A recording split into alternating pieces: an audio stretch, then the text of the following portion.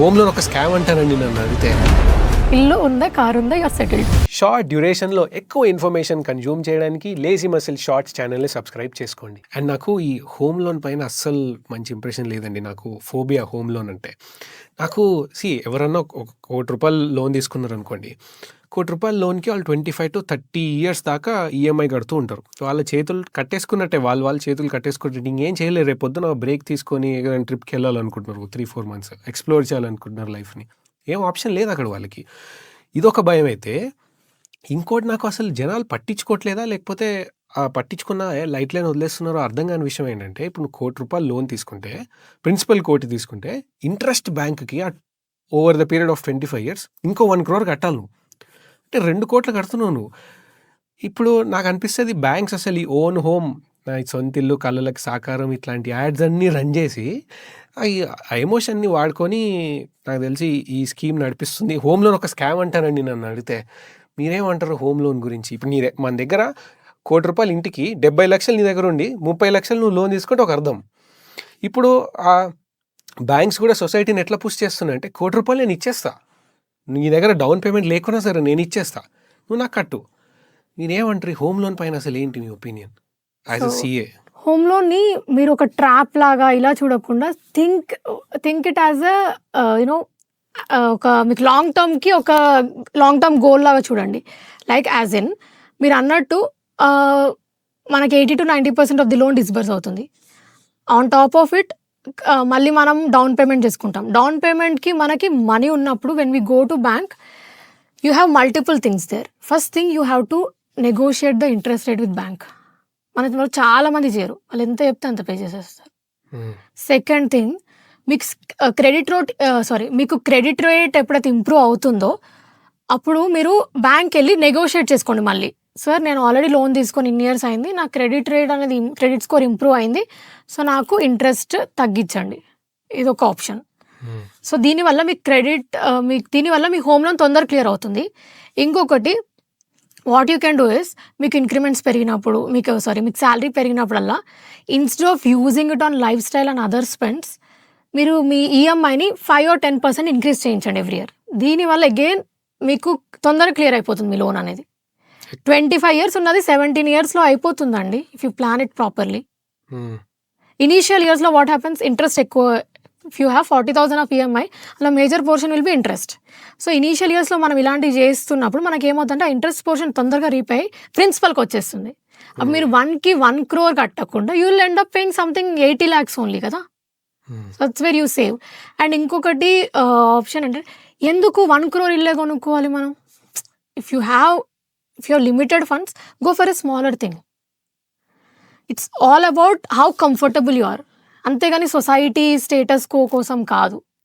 చాలా మందికి ఏంటంటే, you have to stay in a villa, we have to go for this gated communities. ఇది అవుతుంది. So there you can do. And as you said, ఇప్పుడు 70-30 loan తీసుకోవచ్చు కదా అని. అండ్ ఇన్ కేస్ మీరు మీ స్పౌస్ ఇద్దరు ఎర్నింగ్ మెంబర్స్ అయితే కలిపి జాయింట్ లోన్ తీసుకున్నారనుకోండి, మీకు అక్కడ ఇంట్రెస్ట్ రేట్ నెగోషియేట్ చేసుకునే ఆప్షన్ మళ్ళీ ఉంటుంది. అండ్ ఇంకా ఫీమేల్ పైన లోన్ తీసుకున్నప్పుడు మనకి ఇంట్రెస్ట్ అనేది తక్కువ ఉంటుంది మళ్ళీ. ఎందుకంటే it's like encouragement for them. ఒక విమెన్ పేరు మీద తీసుకుంటున్నారు కదా. So there is one more, at least you can save 0.5% up to then interest rate అనేది ఉంటుంది. That's how you are negotiating with the bank is very important. ఎందుకంటే you're tying your hands for 20 to 25 years, right? నాకు ఇది కూడా trap అనిపిస్తుంది అండి. ఇప్పుడు ఆ ₹1,00,00,000 ఎగ్జాంపుల్, ₹1,00,00,000 ఇల్లే లోన్ అనుకోండి, ఈఎంఐ ఎంత, 1,00,50,000 ఉంటుందా? నువ్వు అదే రెంట్లో ఉన్నావు అనుకోను, అదే మనిషి అదే ఇంట్లో రెంట్లో ఉన్నారు అనుకోండి, 30,000 మ్యాక్సిమం 40,000 పెట్టాల్సి వస్తుంది. వీళ్ళు ఏమంటారు అంటే, కొంతమంది హౌస్ మీద ప్రేమ ఉన్న వాళ్ళు 25 సంవత్సరాలకి నాకు ఇల్లు వస్తుంది కదా, ఇప్పుడు ఇల్లు కూడా లేకుండా పోతుంది నాకు అని అంటారు. నాకు అర్థం కాదండి ఆ ఇల్లు కాన్సెప్ట్, ఆ ఇల్లు ఎమోషన్ నాకు అస్సలు అర్థం కాదు, నాకు ఎక్కదు కూడా. ఇప్పుడు 40,000 అండ్ ఎంత డిఫరెన్స్, ఆల్మోస్ట్ 1 lakh ఉంది. నువ్వు ఎక్కడైనా ఇన్వెస్ట్ చేసుకోవచ్చు కదా దాన్ని, 1 lakhని నువ్వు బ్యాంకుకి ఎందుకు ఇస్తావు అని నా క్వశ్చన్ అనిపిస్తుంది. మీరేమంటారు దానికి? ఫైనాన్షియల్గా, ఎమోషనల్గా కాంట్రవర్షియల్ క్వశ్చన్ ఇది. So when it comes to home, దీన్ని ఫైనాన్షియల్గా చూడడం కన్నా సొసైటీలో ఇట్స్ లైక్ ఎమోషనల్ కనెక్ట్ ఎక్కువ ఉంటుంది. ఎందుకంటే ఒక 20-25 ఇయర్స్ తర్వాత నేను నా సొంత ఇంట్లో ఉండిపోతాను. అప్పటికి నా రిటైర్మెంట్ వస్తది. సో, నా ఇంట్లో నేను ఉంటాను. నేను ఎవరి కింద ఉండాల్సిన అవసరం లేదు. పొద్దున్న లేస్తే ఎవరితోని మాట్లాడిపించుకోవాల్సిన అవసరం లేదు అనే ఒక మైండ్ సెట్‌లో ఉండి, ఆఫ్‌కోర్స్ మీరు చెప్పినట్టు 30 ఆర్ 40,000లో రెంట్‌లో ఉండి మిగతాది మీరు సేవ్ చేసుకున్నా గూడా యూ కెన్ ఇన్వెస్ట్ సమ్‌వేర్ అంటున్నారు. కరెక్ట్. కానీ మన సొసైటీలో ఉన్న ఒకటి ఏంటంటే పొద్దున్న లేస్తే ఎవరితోనో ఎందుకు అనిపించుకోవాలి మనం. మన ఇంట్లో మనం ఉంటే బావుంటది గదా! ఇది ఉంటదనమాట. So, it's always like correct. Investment versus asset అది మనం కంపేర్ చేసి రెంటింగ్ ఆర్ ఇన్వెస్టింగ్ అని చూసుకుంటే of course whatever you are saving you are investing. But మీరు ఒక రిటైర్మెంట్ ఏజ్‌కెళ్ళే టైంకి మీరు ఆ అమౌంట్‌తోని ఇల్లు డైరెక్ట్‌గా కొంటారా? ఉండగలుగుతారా? డబ్బులొస్తాయి అప్పుడు బ్యాంక్‌కి నేను ₹1,00,00,000 ఎందుకియ్యాలి? There is always this thing. ఒకటేసారి మీరు లంప్ సమ్‌లో ఇచ్చేదానికన్నా దాన్ని మళ్ళీ ఎఫ్‌డీలో తిప్పుకోవచ్చు గదా! మీరు ఆ టైంలో. ఇప్పుడు ఇన్ని ఇయర్స్ మీరు సేవ్ చేసుకున్నప్పుడు మీకు అదే మైండ్ సెట్‌లో ఉంటది గదా! I stay in rent and then but one thing is like as we said మన సొసైటీ ప్రెషరైజెస్ ఎ లాట్. ఇల్లు ఉందా? కార్ ఉందా? You are settled. ఇది మారాలండి. మనం చాలా మారాలా? బాగా జనం మారాలా? మనం మనకు నచ్చింది చేయాలి. జనం వినకూడదు. That is where life style inflation is coming. మనం ఇప్పుడు ఎలా అయిందంటే we have to have branded things ఇది ఉండాలి అండ్ మోర్ ఓవర్ యాక్సెసిబిలిటీ పెరిగింది ఇవన్నిటికి. అందుకోసమని జనాలు ఎవ్రీథింగ్ యూజ్ ఉన్నా లేకపోయినా కొంటున్నారు. కొన్నిటికి ట్యాగ్స్ ఇయ్యం మనం ఒక్కసారి కొంటూనే ఉంటారు. అండ్ ఇంకా ఈ గవర్నమెంట్ కూడా దీనికి పుష్ చేస్తుంది అనిపిస్తుంది హోమ్ లోన్స్కి. Home loan taxable amount cut అవుతుంది కదా, 1.5 lakh 2 lakhs ఏమో హోమ్ లోన్ ఉంటే you will get a deduction. yes, 2 lakhs interest you will get and 1.5 lakhs eighty C. ఏటీసీలో ఎనీవేస్ మీ స్కూల్ ఫీజే 1.52 ఉంటుంది ఇప్పుడు. ఇప్పుడు అందరూ ఏమంటారు అంటే నీకు హౌస్ లోన్ తీసుకో నీకు ట్యాక్స్ తక్కువ కట్ అవుతుంది అని అంటారు. But if you're in new regime you will not get కదా. ఓకే, న్యూ హౌస్ లోన్ కూడా అప్లికేబుల్. హౌస్ లోన్లో only to the extent of rent ఏమైనా ఇన్కమ్ వస్తే to that extent you can set off the interest. మనం ఉండే ఇంటికి rent ఎక్కడి నుంచి వస్తుంది? That's one more trap. మనకి ఎప్పుడైనా ఎమర్జెన్సీస్ ఉన్నప్పుడు పర్సనల్ లోన్ ఆ లోన్ ఇలా తీసుకొని ఎక్కువ ఇంట్రెస్ట్ కట్టే బదులు will have a top up loan. Home loan ఇప్పుడు ఎగ్జిస్టింగ్ హోమ్ లోన్ పైన మీరు ఏమైనా రెనోవేట్ చేయించుకోవాలన్నా లేకపోతే ఏమైనా ఫ్యామిలీ ఎమర్జెన్సీస్ ఉన్నప్పుడు మీ హెల్త్ ఇన్సూరెన్స్ లిమిట్ సరిపోకపోయినా you can take a top up loan on the existing home loan, దాన్ని యూటిలైజ్ చేసుకోవచ్చు. సో దీనికి ఇంట్రెస్ట్ రేట్ మనకున్న ఎగ్జిస్టింగ్ హోమ్ లోన్ పైన 1% ఎక్కువ అలా ఉంటుంది. మోర్ ఓవర్ మన డాక్యుమెంట్స్ అన్ని వాళ్ళ దగ్గర ఉన్నాయి కాబట్టి ప్రాసెస్ చాలా ఫాస్ట్ అయిపోతుంది. This is one more added advantage. And ఇంకొకటి ఈ హెల్త్ ఇన్సూరెన్స్ అంటే ఇంకోటి గుర్తొచ్చింది. నాకు తెలిసి చాలా మంది ఒక 100 మంది తీసుకుంటే అట్లీస్ట్ 80 మంది ఇన్సూరెన్సే తీసుకోరు. హెల్త్ ఇన్సూరెన్స్ పైన మీ ఒపీనియన్ ఏంటి? తీసుకోవాలా వద్దా? హెల్తా లైఫా? ఎన్ని కేటగిరీస్ ఉన్నాయి దీంట్లో? సో కరెంట్ వరల్డ్లో ఉన్న సిచ్యువేషన్స్లో every one must have a health insurance and a term insurance. And you have one more called home insurance. మీ ఇంట్లో చాలా విలువైన వస్తువులు ఉంటే హోమ్ ఇన్సూరెన్స్ తీసుకోవచ్చు. ఎందుకంటే రేపు ఏదైనా కూడా ఆ ఇన్సూరెన్స్ నుంచి కవర్ అయిపోతుంది హోమ్కి సంబంధించి. You have gold insurance also. మన నగలకి ఏమైనా అయినా కూడా that insurance covers it. So term insurance and health insurance is like a must. And చాలామంది దాన్ని ఖర్చులాగా చూస్తారు. క్రెడిట్ కార్డ్స్ ఏమో అసెట్ లాగా చూస్తారు. Health insurance and term insurance ఏమో ఈ ఖర్చులాగా చూస్తారు. But that is a basic necessity.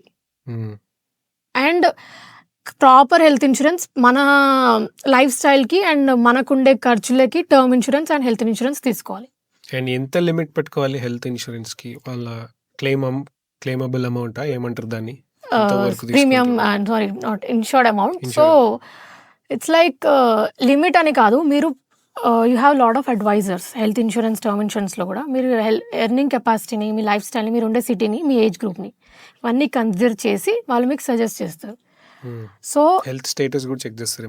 Everything you have to give them complete health. వాళ్ళు ముందే మనకి చెప్తారు మాకు ఈ రిపోర్ట్ కావాలి అని చెప్తారు. దాన్ని బట్టి they will analyze and tell you. So అందులో ఏంటంటే మనకి minimum 2 crores worth of term insurance is suggestable. ఎందుకంటే రేపు term minimum 2 crores. And health insurance వచ్చేసి మినిమం ఇప్పుడున్న ఖర్చులకి అండ్ ఇప్పుడున్న హాస్పిటల్ ఎక్స్పెండిచర్స్కి I would recommend 5 lakhs minimum of the coverage amount. And మనకి రిస్టోరేషన్ బెనిఫిట్స్ కొన్ని ఉంటాయండి హెల్త్ ఇన్సూరెన్స్లో.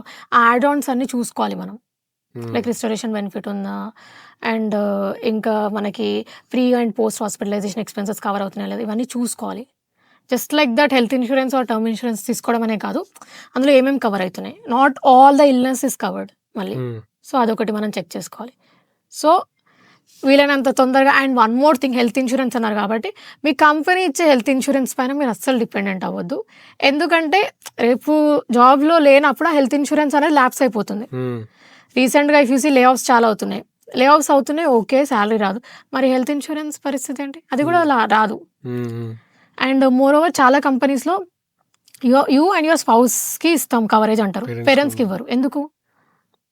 ఎందుకంటే పేరెంట్స్ ఏజ్ ఎక్కువ ఉంటుంది అండ్ వాళ్ళకి యాడ్ చేస్తే ప్రీమియం అమౌంట్ అనేది పెరుగుతుంది కాబట్టి they not cover. They always tell if you're single only you will be covered, and if you're married your wife is covered or your spouse is covered, అంతే. Otherwise అడుగుతారు కదా సింగిల్గా ఉన్న వాళ్ళు, హెచ్ఆర్ని వెళ్ళి పేరెంట్స్ కూడా కవర్ ఇవ్వచ్చు కదా నేను సింగిల్ అంటే, no as per policy we don't have this.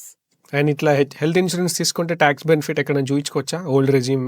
Yes, 80Dలో you will get deduction of up to 25,000 if you are under the 60 years age group.